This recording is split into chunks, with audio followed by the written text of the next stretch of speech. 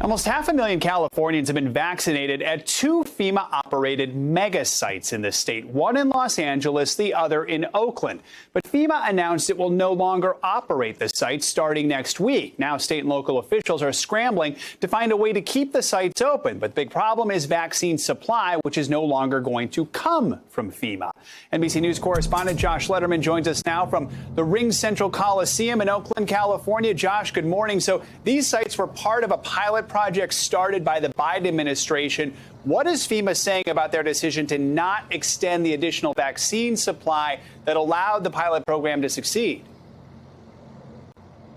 Well, FEMA is saying that they only ever promised to keep these sites open for 8 weeks, and they are calling the mission that they have accomplished here a success. But California authorities, as well as both of the state's senators back in Washington, have made an urgent plea to FEMA to reconsider and keep these sites going. But in a letter to the California authorities from the FEMA acting director obtained by NBC News, FEMA says, "We reiterate our commitment to provide full funding for these efforts and to extend federal emergency management agency local employees to the sites, but they are not going to provide those extra vaccine doses, hundreds of thousands of them that have flowed to these two sites." And that's really the crux of the problem here, because authorities we've been speaking to in California say, look, the ability to get the shots into arms isn't exactly the problem. The problem is they don't have enough vaccine. These FEMA doses provided all of those extra doses that California is now about to go without after FEMA stops operating these two sites.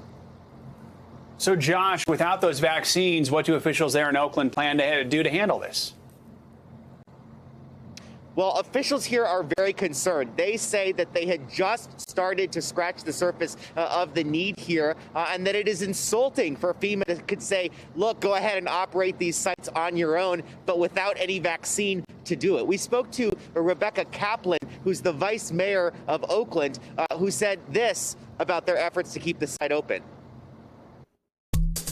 I'm calling on FEMA to stay. If you're saying you're missing a note from the state, we, the local leaders who partnered with you, who provided public resources, who introduced you to our local communities, who gave the information about how to do equity and put in the extra work to reach those hard-hit communities, we need this program to continue. And it is unacceptable that only after finally beginning to barely scratch the surface of reaching our African American and Latino communities, that they would end this work right now. And Joe, these sites were specifically designed to try to target hard-hit communities as well as Black, Latino, and disadvantaged communities, because there have been some issues here in California with the state's sign-up system and the various ways for people to try to sign up for the vaccine, not properly getting the vaccine out to those communities. And so the real concern here is about how this is going to make it even tougher to get the vaccine out to the folks who need it the most. Yeah, so what does it mean for those communities that need it the most if their mass vaccination site can't operate? Are there many other options right now?